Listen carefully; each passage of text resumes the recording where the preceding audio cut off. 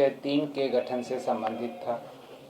सरकार द्वारा पूरे कैबिनेट में इस पर परिचर्चा के उपरांत 7 निश्चय 3 के गठन की स्वीकृति दी गई, जो वर्ष 2025 से 30 तक के लिए लागू है।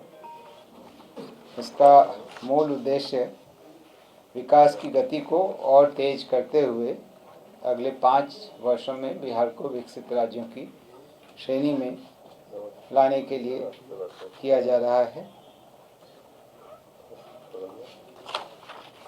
इससे संबंधित अधिसूचना आज थोड़े समय में निर्गत कर दी जाएगी। मैं संक्षेप में जो मुख्य बिंदु हैं उनको आपके समक्ष रख दे रहा हूँ। विस्तृत मैं अनुरोध करूँगा कि जब अधिसूचना निकल जाएगी तो आप उससे भी देख सकते हैं। राज्य के प्रति व्यक्ति के लिए दोगुना रोजगार दोगुनी आय, पहला ये 7 निश्चय का पहला निश्चय, 7 निश्चय 3 का पहला निश्चय है दोगुना रोजगार दोगुनी आय। प्रति व्यक्ति औसत आय को दोगुना करना, मुख्यमंत्री महिला रोजगार योजना के तहत सहयोग देना, 2 लाख रुपए तक की सहायता देना, रोजगारोन्मुख प्रशिक्षण देकर लाभुकों की कार्यदक्षता बढ़ाना, 94 लाख गरीब परिवार जो कि जाति आधारित गणना में चिन्हित हुए थे, उनको प्राथमिकता के आधार पर रोजगार योजनाओं से आच्छादित करना, आवश्यकता अनुसार अन्य उद्यमी योजनाओं से राशि की व्यवस्था करना, बिहार के उत्पादों की बिक्री के लिए हाट बाजार को विकसित करना, वर्ष 2020 से 25 तक युवाओं को 50 लाख से ज़्यादा नौकरी एवं रोजगार दिया जा चुका है। अगले 5 वर्षों में इसे दोगुना करते हुए 1 करोड़ नौकरी एवं रोजगार के अवसर पैदा करना। नए युवा रोजगार एवं कौशल विकास विभाग का गठन, आप अवगत हैं कि यह गठन पिछली मंत्रिपरिषद की बैठक में हो चुका है और इसमें सचिव ने भी पदभार ग्रहण कर लिया है। दूसरा निश्चय है समृद्ध उद्योग सशक्त बिहार। इसके तहत मुख्य सचिव की अध्यक्षता में निम्न उद्देश्यों के लिए 3 उच्च स्तरीय समितियों का गठन किया जाना है और पिछले मंत्रिपरिषद की बैठक में इस पर स्वीकृति प्राप्त कर इनका गठन किया जा चुका है। आप इससे अवगत हैं। बिहार को पूर्वी भारत का नया प्रौद्योगिकी केंद्र बनाना, बिहार को विश्व स्तरीय कार्यस्थल के रूप में विकसित करना और बिहार के प्रतिष्ठित उद्यमियों तथा प्रतिभाशाली युवाओं को राज्य के अंदर उद्योग लगाने के लिए प्रोत्साहित करना, ये इनके लिए अलग अलग 3 समितियां बनी हैं। औद्योगिक क्षेत्र की स्थापना सभी जिलों में उद्योग लगाने के लिए की जाएगी और नए उद्योगों को लगाने के लिए जमीन एवं अनुदान देने की व्यवस्था करना ताकि यह उनके लिए आकर्षक हो। इस अवधि में राज्य में कम से कम 50 लाख करोड़ रुपए का निजी निवेश सुनिश्चित करना, राज्य में उद्योग लगाने की प्रक्रिया को और आसान बनाना, उद्योग विभाग के अंतर्गत छोटे उद्योगों को बढ़ावा देने के लिए एक नए सूक्ष्म लघु एवं मध्यम उद्योग निदेशालय का गठन जो कि ऑलरेडी किया जा चुका है।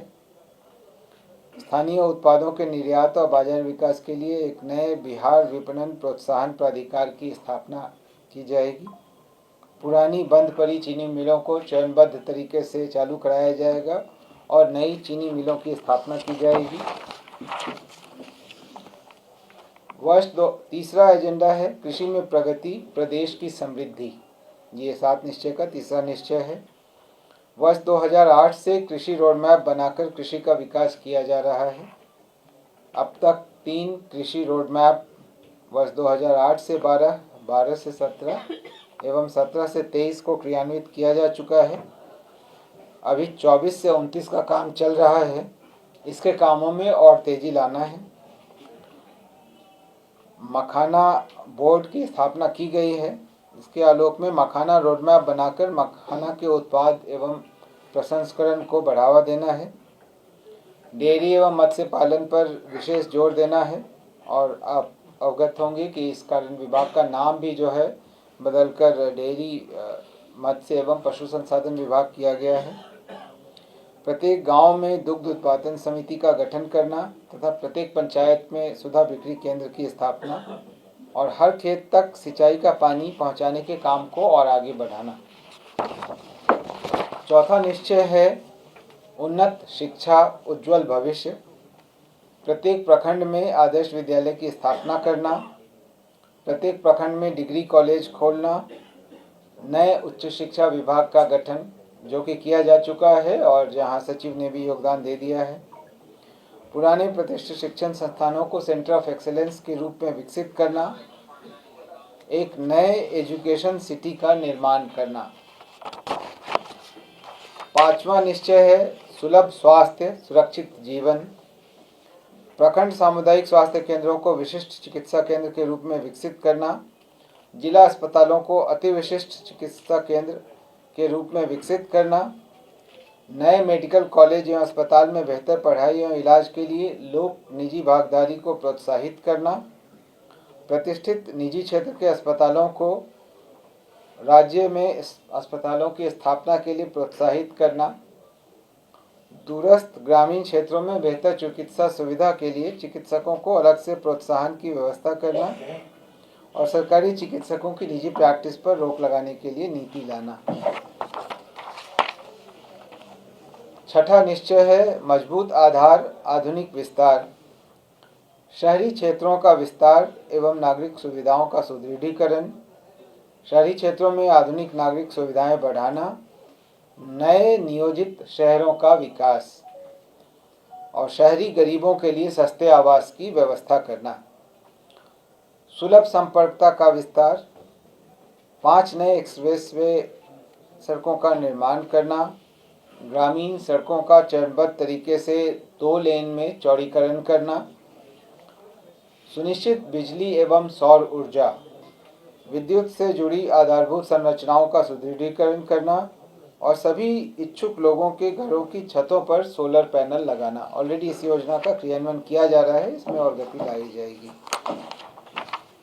पर्यटन विकास समृद्ध बिहार, इसके अंतर्गत बिहार को राष्ट्रीय एवं अंतर्राष्ट्रीय पर्यटन स्थल के रूप में स्थापित करना, इको टूरिज्म एवं ऐतिहासिक धार्मिक सांस्कृतिक पर्यटन को बढ़ावा देना, पर्यटन स्थलों को जोड़ने वाले सर्किट में सभी प्रकार की पर्यटकीय सुविधाओं का विकास, राज्य के अंदर महत्वपूर्ण स्थलों पर हिंदी एवं क्षेत्रीय भाषाओं की फिल्मों की शूटिंग एवं निर्माण के व्यवसाय को प्रोत्साहित करना, युवा शक्ति खेल में प्रगति, ये सभी मजबूत आधार आधुनिक विस्तार का अंश हैं। पटना में विश्व स्तरीय स्पोर्ट्स सिटी का निर्माण करना, सभी जिलों में खेलों के लिए सेंटर ऑफ एक्सीलेंस की स्थापना करना, सभी पंचायतों में खेल सुविधाओं का विकास एवं पंचायत स्पोर्ट्स क्लब को बेहतर बनाना, राज्य के प्रतिभावान खिलाड़ियों को सरकारी नौकरी देना तथा राज्य में राष्ट्रीय एवं अंतर्राष्ट्रीय खेल प्रतियोगिताओं का आयोजन करना। यह आवश्यक है कि पूर्व से जो संरचनाएं बन गई हैं उनका रखरखाव उचित हो। इसके लिए इसके तहत अगला बिंदु है अनुरक्षण एवं रखरखाव। पूर्व से निर्मित सड़क, भवन, बिजली, शहरी एवं ग्रामीण क्षेत्र की आधारभूत संरचनाओं के दीर्घकालिक प्रभावी अनुरक्षण एवं रखरखाव की व्यवस्था करना। प्रगति यात्रा में जिन योजनाओं की घोषणा की गई थी और उनसे संबंधित 430 योजनाओं की स्वीकृति दी गई थी, उनके कार्यों को तेजी से पूरा करना और 7 निश्चय 2 के अवशेष कार्यों को तेजी से पूरा करके अगले वर्ष तक समाप्त करना। 7वां निश्चय है सबका सम्मान जीवन आसान, ईज ऑफ लिविंग। आधुनिक तकनीक, नवाचार एवं संवेदनशील प्रशासन के माध्यम से राज्य के सभी नागरिकों के जीवन को आसान बनाना, ये जो है इसकी सामान्य रूपरेखा है। अब विभागवार लक्ष्यों का निर्धारण किया जाएगा और इसके